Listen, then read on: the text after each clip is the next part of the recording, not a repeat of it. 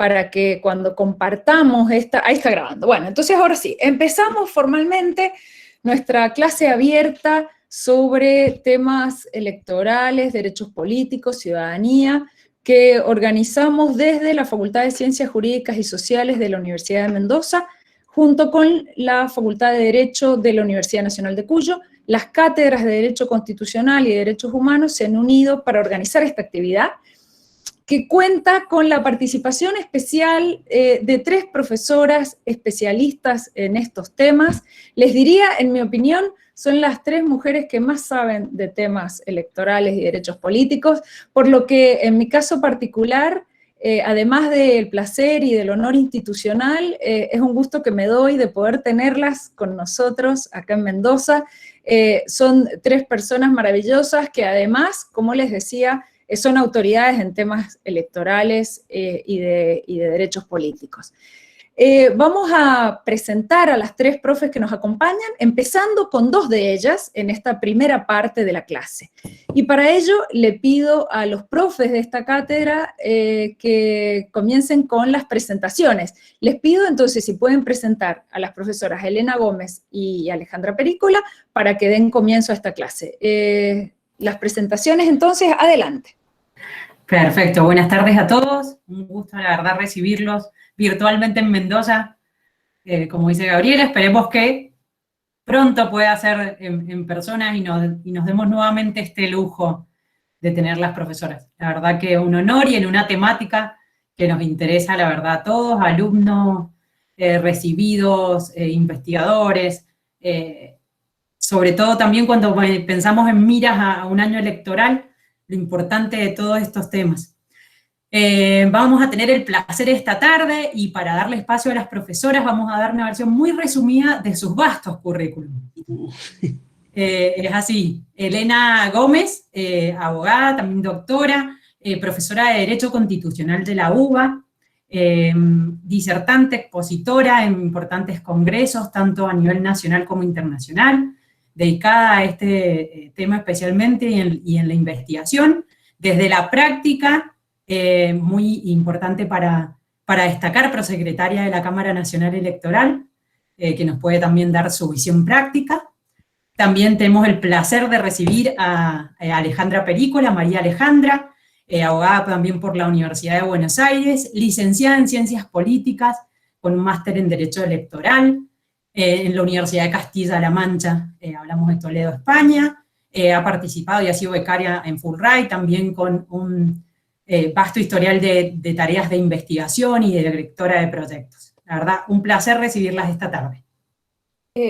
Perdónenme, un pequeño detalle técnico. Me están diciendo que quieren ingresar y no pueden. María, esta es la cuenta de 250 participantes. Sí, exactamente. ¿Podés, mientras las chicas empiezan a exponer, podés verificar, por Dios? Porque sí, tengo el chat explotado. Está explotando.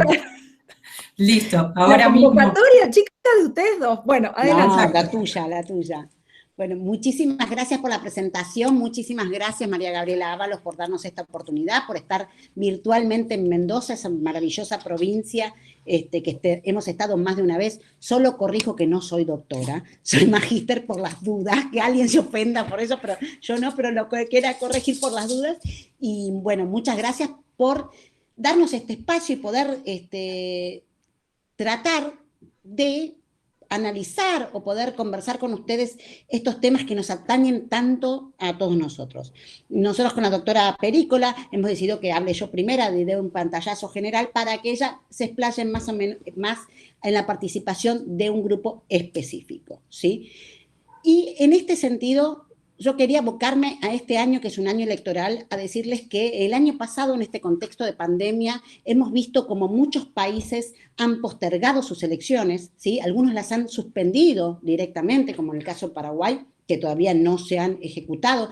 Otros las han postergado de las fechas estipuladas, han cambiado su fecha de elección para otros periodos más propensos a no tener tanto el tema de la pandemia, tanto el tema del COVID vigente, como en el caso de Brasil, que se dio en el caso de algunas intendencias en México, y otros, sí, las hicieron en sus fechas estipuladas. No aceptaron, no admitieron ninguna suspensión de elecciones y las hicieron en sus fechas estipuladas.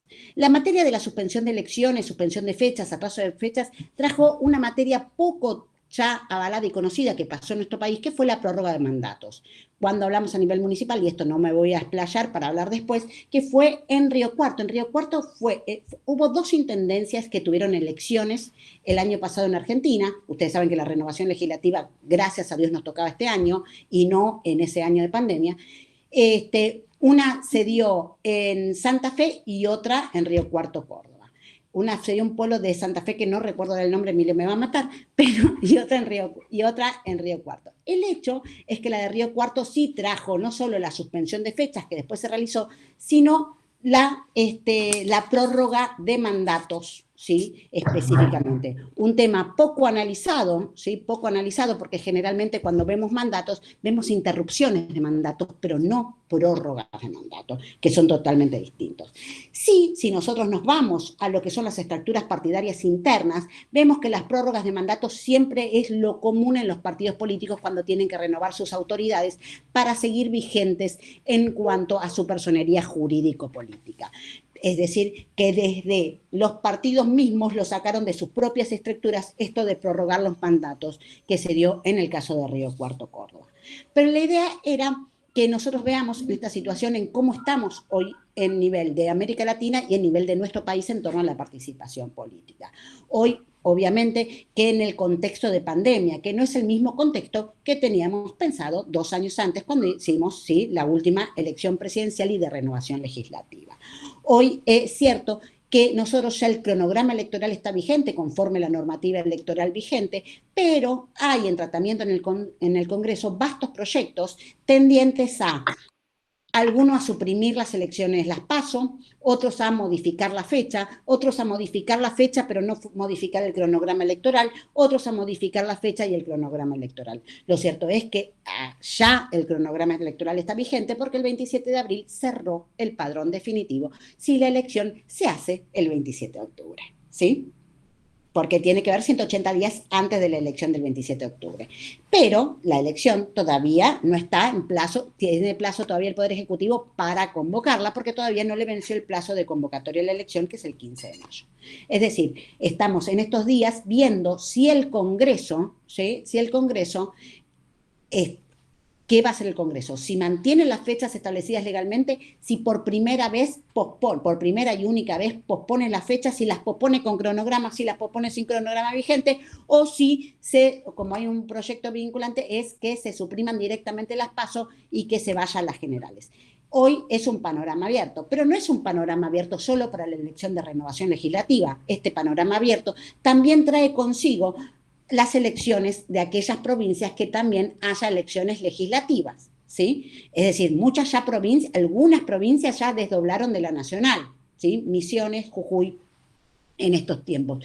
Pero tenemos que ver qué otras provincias sí que van a seguir a las elecciones nacionales. Como podemos ver, por ejemplo, la Cava y Provincia de Buenos Aires convocaron ya la elección, es decir, el jefe de gobierno porteño, así como el gobernador de la Provincia de Buenos Aires, convocaron a la elección con las fechas fijadas, pero establecieron un articulado, salvo que en las elecciones nacionales sean modificadas de fecha, que en ese caso se van a modificar. Es decir, dejaron abierto también esa situación. Entonces, veremos aún qué pasa en nuestro país, si vamos a ir al panorama, no sé si recuerdan, el 2015, donde la mayoría, hubo 11 provincias que desdoblaron, ¿sí?, las elecciones con las nacionales, ¿sí? Acá siempre se entra una discusión en torno a lo que se llama el federalismo electoral y en torno a las autonomías provinciales con la elección de candidatos, pero que no es un momento ahora, pero sí hay que tener en cuenta que en el contexto de pandemia, la mayoría de aquellas organizaciones que se dedican a las elecciones, ¿sí?,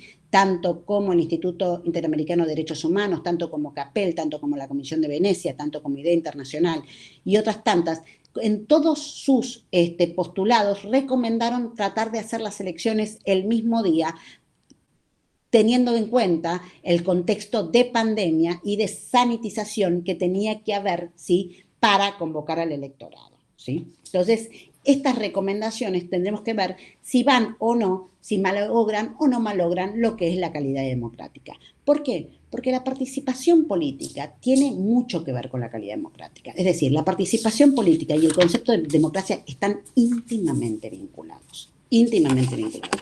¿Sí? A mayor participación política, mayor va a ser la calidad democrática. Y lo que nosotros vamos a tener que ver es si tenemos un contexto, ¿sí? Tenemos un contexto que dé esa mayor participación política.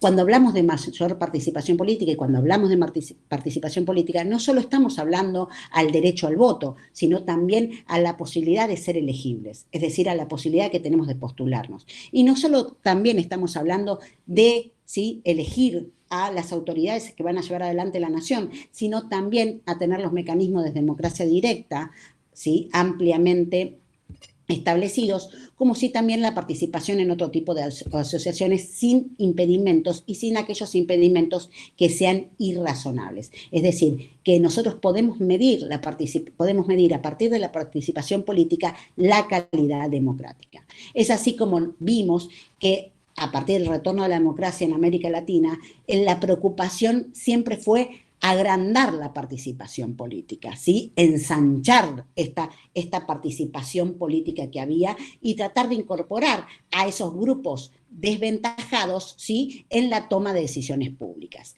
Ahora bien, si bien se incorpora a grupos desventajados en la toma de decisiones públicas, lo que nosotros vamos a ver es que en aquellas sociedades con mayor nivel de instrucción, con mayor calidad de vida, con mayor seguridad y con mayor condiciones de vida, vamos a ver que la participación política es mayor, es mucho mayor, es decir, en el sentido de que pueden postularse, en el sentido que pueden votar todos, ¿sí? Independientemente si hablemos o no de registros electorales, si son de registros electorales con inscripción previa o no son registros electorales con inscripción previa.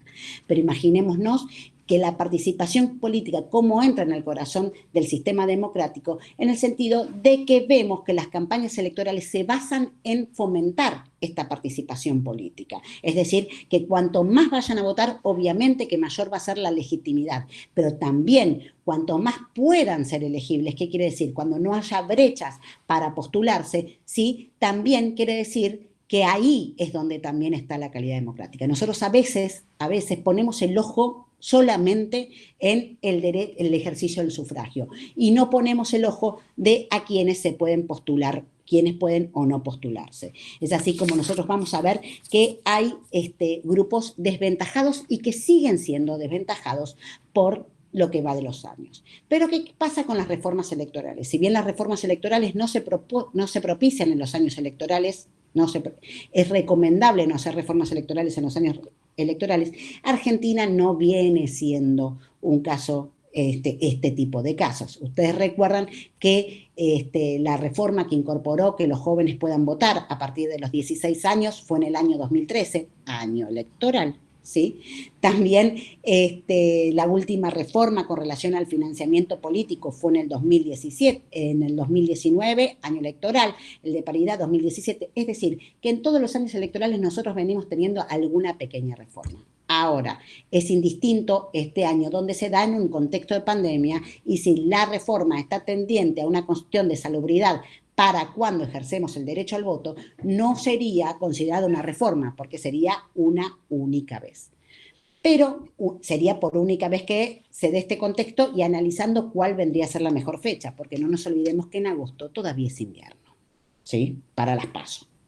O sea, ese es el dato fundamental que tenemos que tener en cuenta y que también que es una fecha para todo el país, ¿sí?, que es una fecha para todo el país y el distanciamiento social y las autoridades, el distanciamiento social, las mesas electorales y las autoridades de mesa en algunos locales de votación no podrían estar tan alejadas en determinados colegios donde el frío aqueja muy importantemente, ¿sí? Entonces, cuando se toman determinadas decisiones hay que ver el contexto que se da en todo el país y no pensando en un único lugar para este específico contexto.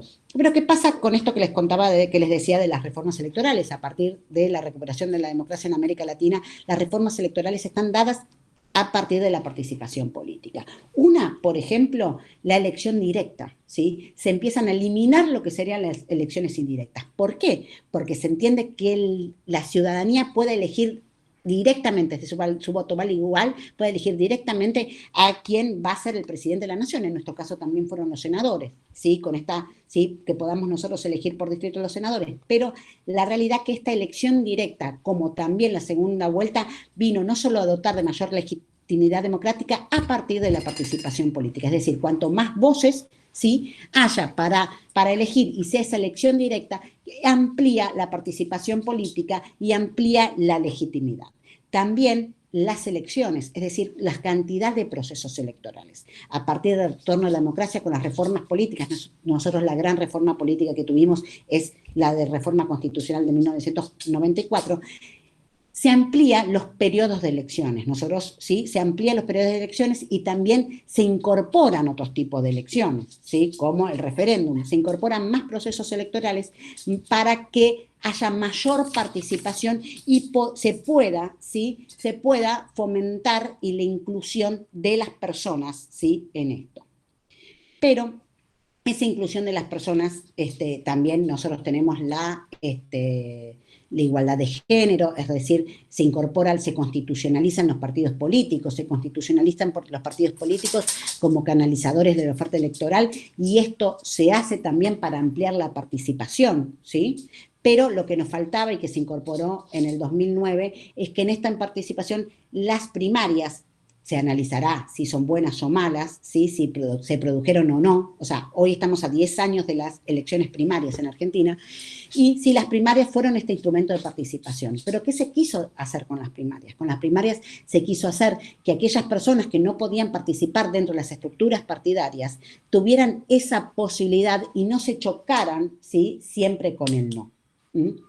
Siempre con el no. Que pudieran estar compitiendo, ¿sí?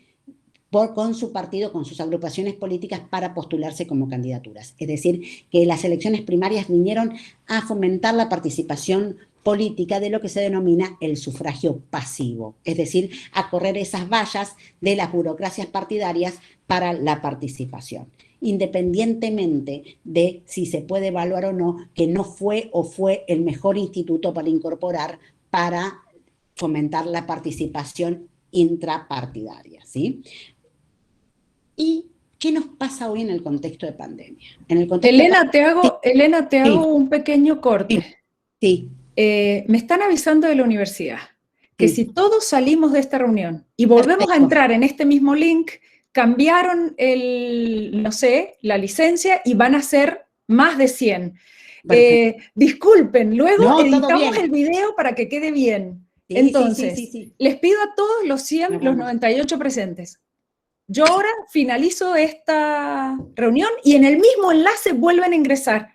Dale. Les pido disculpas, pero no hemos podido hacer otra cosa. Entonces, en el mismo enlace, yo corto, sí. Los quiero a todos igual al mismo tiempo. Ahora, que ninguno se vuelva, que ninguno se vaya a otra reunión. Por favor, los quiero a todos. O sea, que finalizo y vuelven a entrar en el mismo link. Muchas gracias.